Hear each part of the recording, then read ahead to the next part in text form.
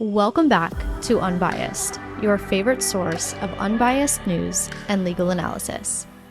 Welcome back to Unbiased. Today is Thursday, October 10th, and this is your final news rundown of the week. Today is the last episode until Monday, October 21st. I will be taking this next week off to enjoy the last week of my vacation, but the good news is that starting Monday the 21st, the podcast will be going back to 4 days a week. I'm just as excited as you are because this whole 2-day-a-week schedule is it's not really working with the news. There's a lot of news to keep up with. So to think I was even doing 2 days a week until April of this year is pretty crazy. But anyway, no episodes next week, so enjoy this final episode until the 21st. As far as the format of today's episode, I first have an update to Tuesday's episode. We'll then touch on the Election Day terror plot before moving on to some quick hitters. And then, of course, that weekly Rumor Has It segment, and we'll finish with the daily critical thinking exercise.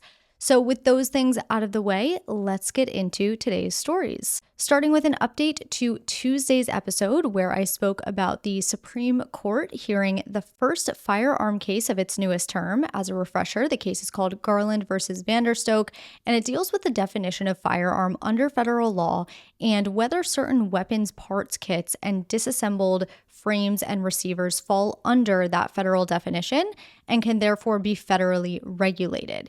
If you want to know more about the background of the case, check out Tuesday's episode. I'll touch on the background a little bit in this story, but today's episode is more so going to focus on the main arguments from both sides, which we heard at oral arguments on Tuesday, and then the justices' general impressions and concerns and where the justices seem to be leaning. Remember, there were two questions before the court here. Number one, whether a weapon parts kit that is designed to or may readily be converted to expel a projectile by the action of an explosive is a firearm as defined by law. And two, whether a partially complete, disassembled, or non-functional frame or receiver that is designed to or may readily be converted to function as a fully functioning frame or receiver is considered a frame or receiver as defined by law. In other words, are these weapons parts kits and frames and or receivers that are not fully assembled still considered firearms under federal law? If the justices answer this question in the affirmative, then these weapons parts kits and frames and or receivers can be regulated by federal law, and manufacturers must adhere to federal regulations. So this includes adding serial numbers for tracking purposes, conducting background checks on purchasers, and obtaining a license to sell these things. However, if the justices answer this question or these questions in the negative, then these items won't be regulated by the Gun Control Act and can therefore be sold without conducting background checks on purchasers, without adding serial numbers, and without having to obtain a license to sell. So let me start by giving you a little bit of an idea as to what a weapons part kit is and what a frame and or receiver is. A weapons parts kit is exactly what it sounds like. It is a kit of firearm parts that can be assembled into a firearm. So essentially, instead of buying the firearm fully assembled, you are buying the parts and you're putting it together yourself. The thing is, though, is that these kits don't come with a receiver. The firearm cannot function without the receiver. So the receiver and or frame has to be bought separately. The receiver and or frame is what actually makes the firearm a firearm under federal law. It is the part of the gun that houses the firing mechanism. Now, when you build a gun yourself, by buying these parts and putting it together yourself, it's effectively untraceable. Until recently, the ATF did not consider a frame or receiver that was less than 80% assembled or complete to be a firearm, and until recently, the ATF didn't consider a weapon, a parts kit, to be a firearm. But in 2022, that changed when the ATF updated the rule, and that is why we're here. The rule clarified that even partially complete or disassembled frames or receivers and weapons parts kits are firearms and therefore must comply with federal regulations. Keep in mind here, the definition of a firearm under federal law is any weapon which will or is designed to or may readily be converted to expel a projectile by the action of an explosive, including the frame or receiver. So again, do these weapons parts kits fall under the federal definition of firearm, and can a partially complete frame or receiver also be included in the definition of firearm?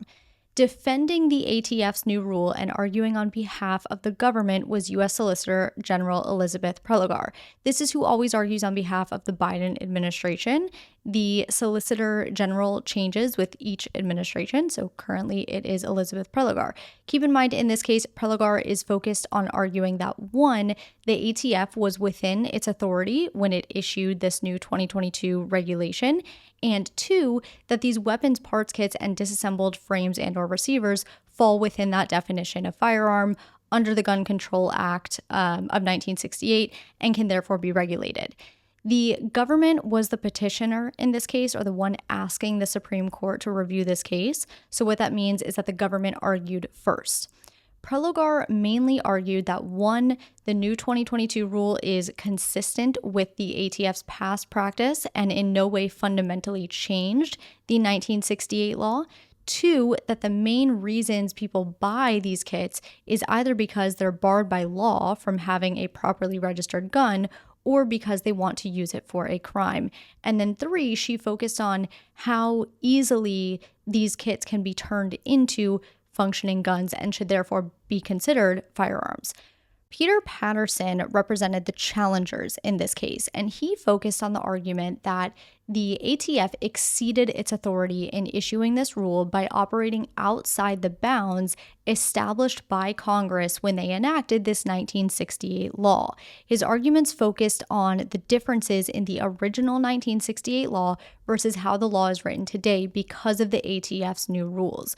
More specifically, that the 1968 law defines firearm as a weapon that will or may readily be converted to expel a projectile, but does not contain the same language for frames or receivers. So according to him, it would not be right for the rule to apply to frames and receivers that may be readily converted when Congress didn't use that language in 1968, and therefore it wasn't their intent, and the law can only apply to complete frames or receivers, not those that are only partially complete. And therefore the ATF went outside its authority in applying the law to those frames and or receivers that are only partially complete. In Prelogar's argument, she interpreted this differently and claimed that the appropriate way to interpret the 1968 law is to extend it to all frames and receivers, those fully complete and those partially complete. She argued that Congress was trying to cover both frames and receivers that can be readily converted to function with minimal steps. And the only difference between whole frames and receivers and the parts in the kits or partially completed frames and receivers is that the latter is missing a single hole. She also noted that partially complete frames or receivers should be covered, even if not fully functional, because gun manufacturers could avoid regulations by leaving one little part of the weapon or the frame or receiver unfinished. Another major question that took up a significant portion of the oral arguments was the functionality of the weapons parts kits. As you can imagine, Prelogar was focused on the fact that weapons parts kits serve no other purpose than to result in the final product of a firearm, and therefore they should be considered firearms under federal law. Whereas Patterson highlighted the fact that a kit is not the same as a finished firearm. So to sort this out, the justices asked questions concerning how to draw that line between a collection of parts and a finished firearm. The justices compared scenarios where a set of parts represents the final product. As an example, Justice Alito asked Prelogar, quote, if I put out on a counter some eggs, some chopped up ham, some chopped up pepper and onions, is that a Western omelet, end quote. Prelogar responded that the ingredients could be used to make other dishes, but serve no other conceivable purpose than to make a Western omelet. Justice Barrett, in sort of working off of Alito's hypothetical, asked, quote, would your answer change if you ordered it from HelloFresh and you got a kit and it was like turkey chili, but all of the ingredients are in the kit, end quote. Prelogar noted that that analogy was more applicable since it's more like how the weapons kits are sold. In other words, the weapons are sold for the purpose of making one specific thing. Patterson, on the other hand, argued that the purpose of the kits is for hobbyists, making the comparison to people who enjoy working on cars. He noted some enjoy constructing firearms. Chief Justice Roberts was skeptical here. He said, quote, "Well, I mean, drilling a hole or two, I would think, doesn't give the same sort of reward that you get from working on your car on the weekends," end quote. So overall, how were the justices feeling? It seemed as if they were more skeptical about the challengers' arguments and are leaning in favor of the government. In other words, keeping that 2022 rule regulation in place and letting it stand. Keep in mind, there are a couple of ways that this can go. The justices could say that the rule went outside the ATF's authority and it would end there. The regulation would just simply be blocked because it wasn't within the ATF's authority in the first place. I don't think that's how this is going to go, but that's one option. The other option is the justices say that this rule was within the ATF's authority and that the items at issue in this case, so the weapons parts kits and the frames and or receivers, either do or don't qualify as firearms under federal law. And again, it's looking like they'll say that the rule was within the ATF's authority and that the weapons parts kits and frames and or receivers are firearms under the federal definition of firearm.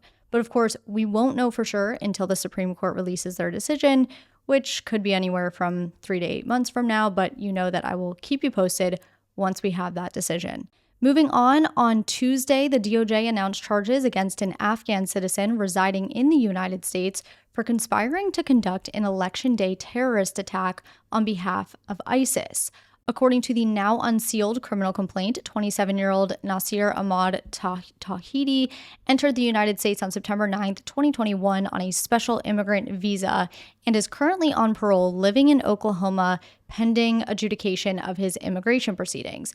Tawhidi lives with his wife and 1-year-old child, and actually his wife's brother is listed as a co-conspirator in the complaint. In a nutshell, Tawhidi and his brother-in-law were planning to liquidate their family's assets, including selling the family home, which was set to close on the 15th of this month, selling personal items like TVs, iPhones, computers, furniture, etc., for the purpose of raising money to buy 2 AK-47s, some magazines and ammunition, and move their family to Kabul, and then donating the rest to ISIS's treasury. Once they received the funds from their sales and purchased the guns, magazines, and ammunition and got their family to Kabul, they were allegedly planning on carrying out an attack on Election Day. Now, the complaint doesn't really detail the attack. First, the complaint lists a text exchange between the two co-conspirators, which basically details their plan to, again, sell their assets, buy the guns, donate what's left, and then how they're going to send their family members to Kabul to live. The only thing the text exchange really says about the attack is that once they receive the money from the sale of the house, they would, quote, begin their duty, God willing, with the help of God, we will get ready for Election Day, end quote. It wasn't until the two were arrested and interrogated that Tawhidi explicitly stated that he sought the AK-47 rifles for the purpose of not only conducting firearms training, but also committing an attack on Election Day, targeting large gatherings of people during which he and his co-conspirator expected to be killed. But when it comes to details of the attack, again, we don't really know much. That is pretty much all we know at this point from that unsealed complaint. Tawhidi has been charged with attempting to provide, and conspiracy to provide material support and resources to a designated foreign terrorist organization, as well as knowingly receiving, conspiring to receive, and attempting to receive firearms and ammunition to be used to commit a felony of federal crime of terrorism. As for the co-conspirator, because he is a minor, we don't have access to the complaint against him. But if you're interested in reading the complaint against Tawhidi, I, of course, do have that linked for you in the sources section, which you can always find in each episode description, as well as on jordanismylawyer.com. And just a couple of quick hitters for you. P. Diddy is asking the Southern District of New York to look into alleged government misconduct after the government allegedly released old footage of him beating his ex-girlfriend, as well as details surrounding the search of his home earlier this year. Diddy said this quote-unquote leak was done by the DHS and was meant to tarnish his reputation ahead of trial. Diddy is also invoking his right to a speedy trial and asking that his federal trial take place in the spring of 2025. And on Wednesday, so yesterday, Fox News invited Harris and Trump to participate in a second presidential debate on either October 24th or 27th. Harris has not responded to the request, but Trump has declined the invitation via Truth Social. And I should note that Harris, as of the time I'm recording, has not responded to that request, but very well could at a later date. And Hurricane Milton is now officially off the coast of Florida. Thankfully, the hurricane did not bring the quote-unquote catastrophic flooding in Tampa, Florida, as some weather experts suggested. And as of now, the death toll is at 4. Those 4 people lived in St. Lucie County, which is on the east coast of Florida. So while the west coast of Florida did receive Milton's direct hit, it was actually the east coast that was hit with a ton of damage from tornadoes. As of this morning, more than 3 million in Florida were without power.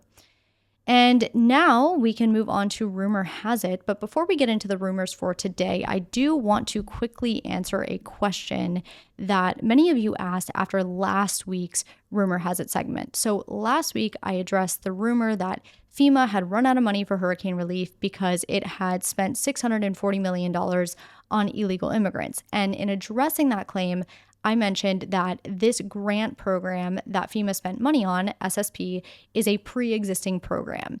Many of you wanted to know how long that program has been in existence. So the SSP grant program has been in existence for 2 years. So it's a program that was created by the Biden administration to provide money for non-federal agencies that provide humanitarian support and services for illegal immigrants.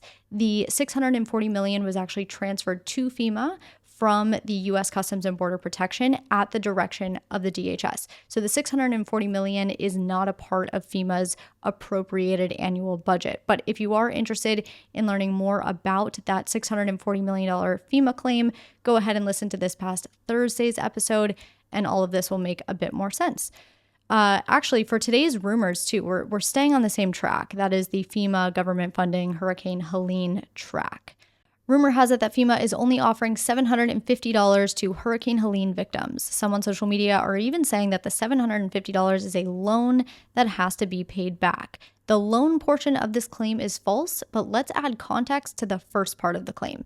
So in the wake of Hurricane Helene, Vice President Harris said, quote, FEMA is providing $750 for folks who need immediate needs being met, such as food, baby formula, and the like, end quote. She went on to say that those who needed it could apply now.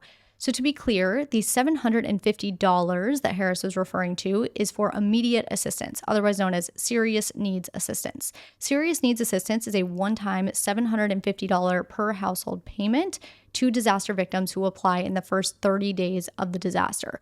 Obviously, there are a ton of people that are in need of immediate assistance, well over $750, but that is what the $750 allotment is for. Serious needs assistance is actually a new type of assistance from FEMA, which took effect in March of this year, so it applies for disasters declared on or after March 22nd, 2024. As FEMA defines it, serious needs assistance is money to pay for emergency supplies like water, food, first aid, breastfeeding supplies, infant formula, diapers, personal hygiene items, or fuel for transportation. The 2024 award amount for serious needs assistance is $750, but it will change annually going forward. So that is serious needs assistance specifically. That's what Harris was referring to in her remarks about $750. Now, on top of serious needs assistance, victims can also apply for other types of assistance through FEMA, such as displacement assistance, disaster unemployment assistance, repair and replacement assistance, rental assistance, and personal property assistance. Obviously, all of these assistance programs have different criteria that has to be met in order to be eligible, so not everyone's going to be eligible, but all of this to say there are other forms of assistance outside of that $750 for serious needs assistance specifically. So that is the context there. Next one.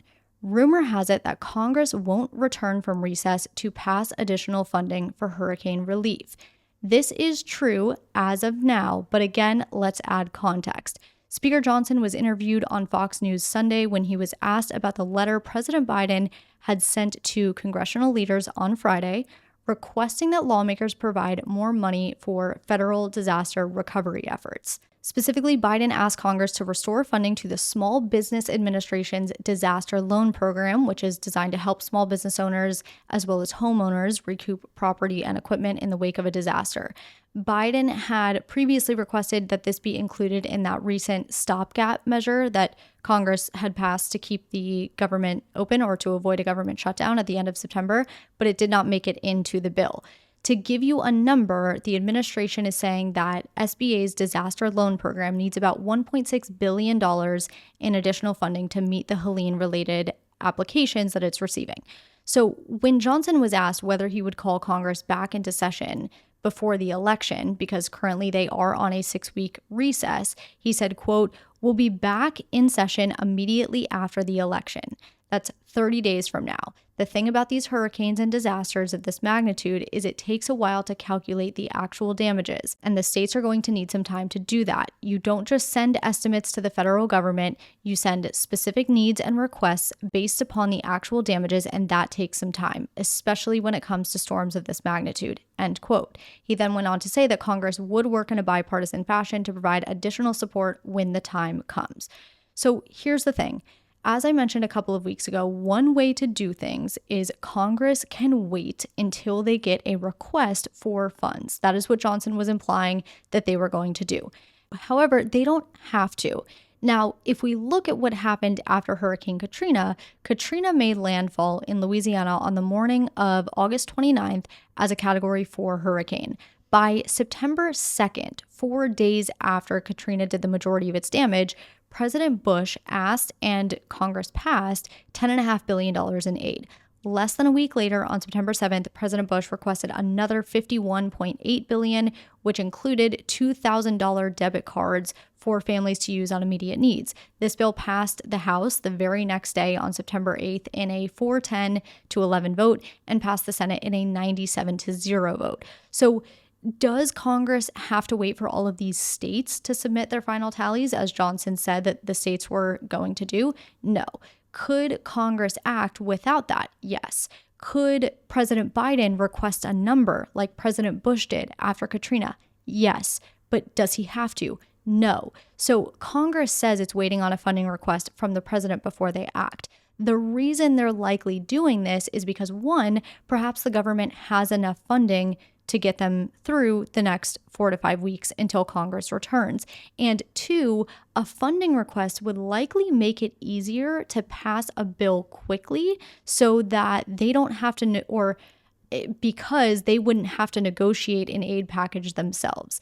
In the president's Friday letter, he said that FEMA has the resources needed for the immediate emergency response phase. So he did not include a funding request in that letter, but he did say that an updated request is on its way to Congress. So perhaps once that funding request is submitted, Congress will return from its recess early, but who knows? Maybe not. We don't know when that request is going to be submitted to Congress. And like I said, it's possible the government has enough funding right now and Congress doesn't feel it's necessary to come back right away.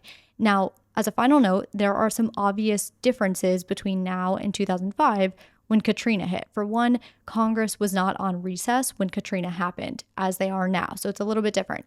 Two, it wasn't an election year. More games are played in an election year. That's just a fact. So to round this out, it's true that Congress is not planning to return from recess early, as of now at least, right? But what Speaker Johnson said needs context. Congress can come back now. They don't have to wait, but they can wait until they get a funding request from President Biden. So that is the context you needed there. And finally, for today's critical thinking segment, this is my daily segment where I just get you thinking about issues on a deeper level, so you don't just hear what's going on, hear the news and turn it off, but rather actually come to your own well thought out, educated, informed opinions. So I want you to think about what we just talked about, what you just heard about Congress not returning from recess early to pass supplemental aid. Now, regardless of how you feel about that, I want you to kind of implore the different ways that both the president and Congress can handle this situation better. Get as creative as you'd like. In situations like this, we're so quick to blame one or the other when really maybe the blame isn't entirely on one side, right? So instead of thinking about how much you dislike one side's approach. I want you to think about what you dislike about the approach from both sides. You can also think about what you like about the approach from both sides. I don't mean to be so negative. It's just a way to, get thinking. Also, if you had heard this rumor before I gave the context, did the context I gave change your mind in any way? It's okay if it didn't, but whether it did or didn't, why did it or didn't it? That is what I have for you today. Remember, no episodes next week, so try to enjoy the break. In the meantime, I will miss you just as much as you miss me, hopefully, and I will talk to you again on the 21st.